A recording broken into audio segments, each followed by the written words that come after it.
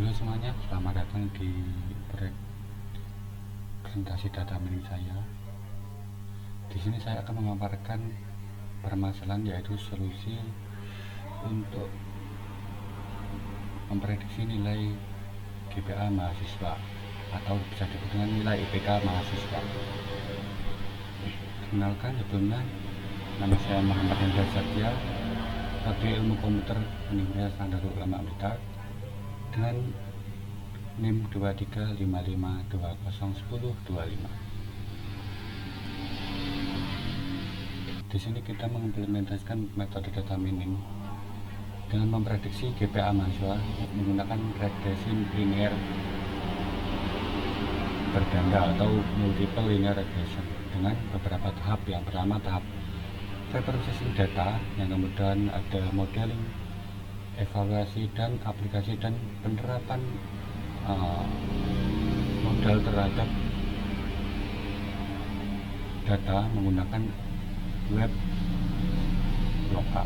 Ini dimulai dari pengimplementasian melalui kode Python dengan dataset yang bernama Student Productivity Distraction, yaitu produktivitas mahasiswa terhadap distraksi yang dialami, yang merupakan dataset yang berasal dari Kaggle yang memiliki beberapa fitur, yaitu student ID dan age umur, kemudian ada study hours per week,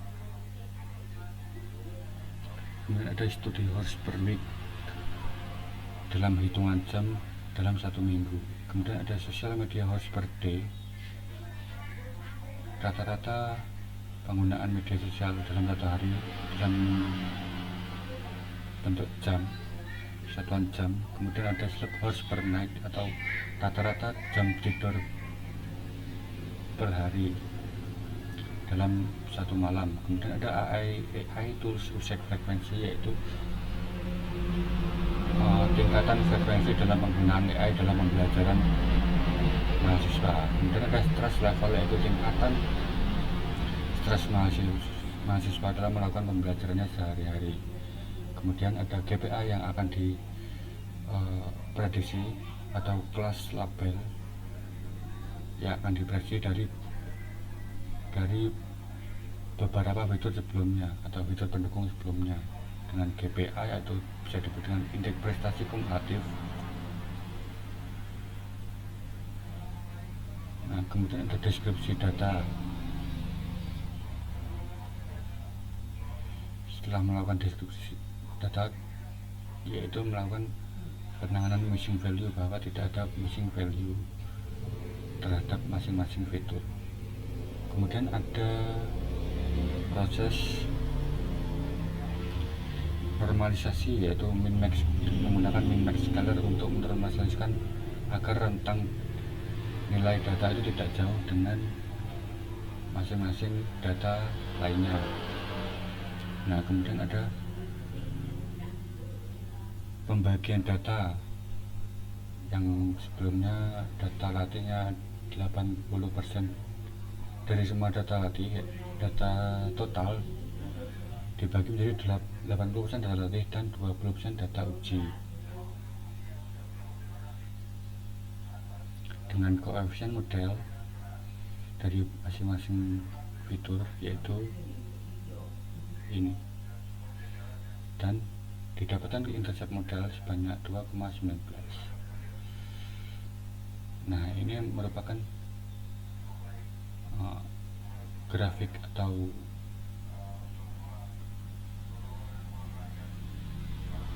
scatter plot, bahwa nilai antara nilai perbandingan dan nilai prediksi, bahwa diketahui dari titik biru yang merupakan nilai aktual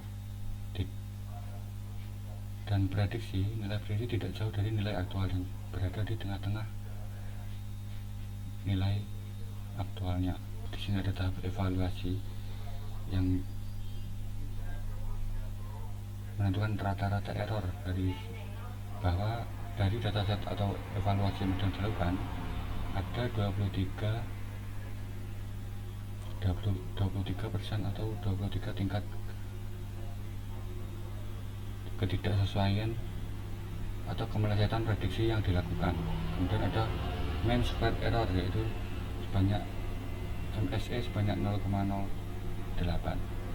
atau mean squared error RMSE sebanyak 0,29. Kemudian ada mean absolute percentage error MAPE sebanyak 7,84%, 55, berarti ada 45, kurang lebih 45, 0,45 yang menunjukkan bahwa fitur selain yang ada di sini, fitur yang ada di sini hanya 55 yang mempengaruhi dari model, bahwa ada 45 fitur yang lain yang mempengaruhi model dari dasar dari modal tersebut. Nah, kemudian kita ada di tahap pengembangan desain pada aplikasi web lokal sebagai berikut. Nah, di sini kita mengetahui bahwa ada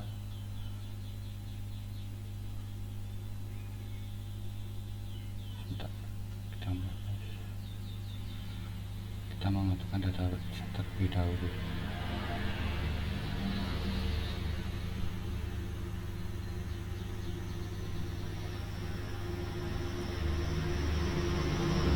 Ada beberapa fitur yang sudah dijelaskan tadi, yaitu study hours per week, social media hours per day, sleep hours per night, atau AI itu check frequency dan stress level untuk memprediksi GPA atau IPK mahasiswa.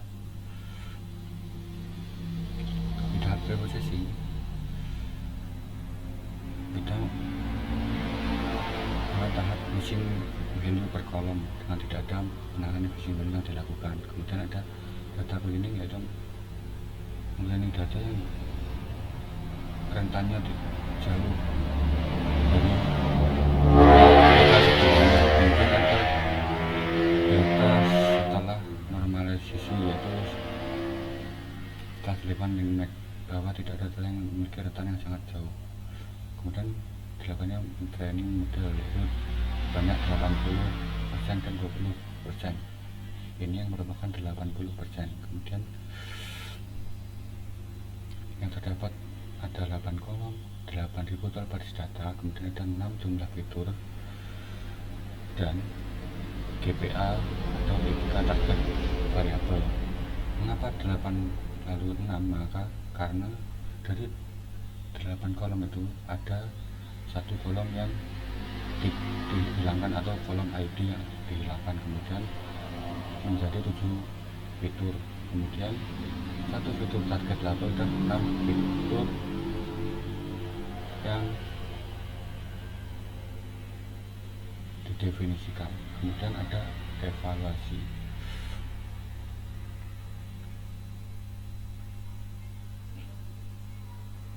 Nah, di dalam evaluasi dijabarkan seperti pada data ada 54 atau 56% kalau di kode Python itu 55%, kalau di sini 54%, bahwa didesimalkan dari Python yang didapat, dan MAPE besar 23 kemelesetan dari prediksi yang dilakukan, dan 0,83 MSE dan RMSE sebanyak 0,28 dan MAPE sebanyak 7,84. Nah, di sini juga didapatkan bahwa nilai prediksi yang garis berwarna merah ini sejajar dengan garis aktual atau titik-titik aktual yang ada di grafik gambar, yang dapat garis merah tepat di tengah-tengah data aktual.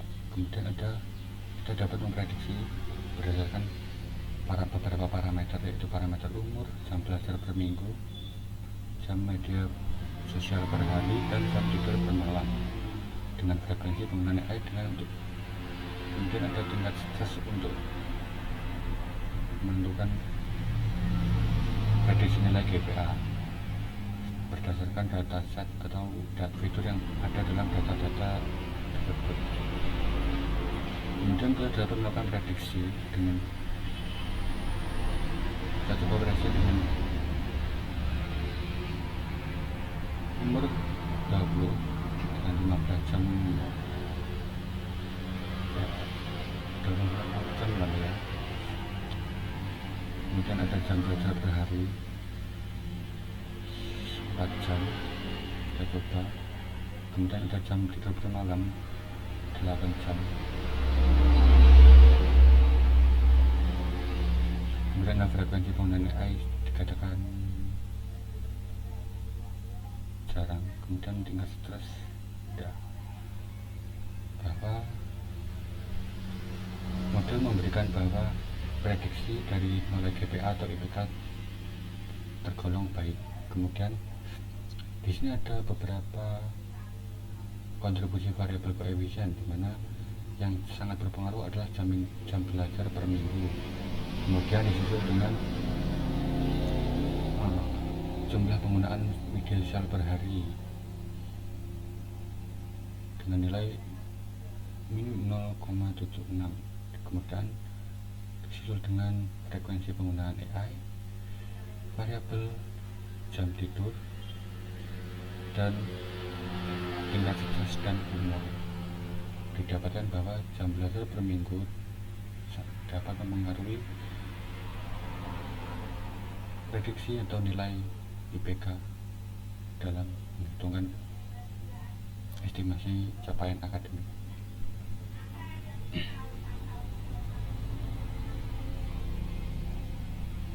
Oke, sekian dulu penjelasan dari saya. Apabila ada kurang lebihnya mohon maaf. Assalamualaikum warahmatullahi wabarakatuh.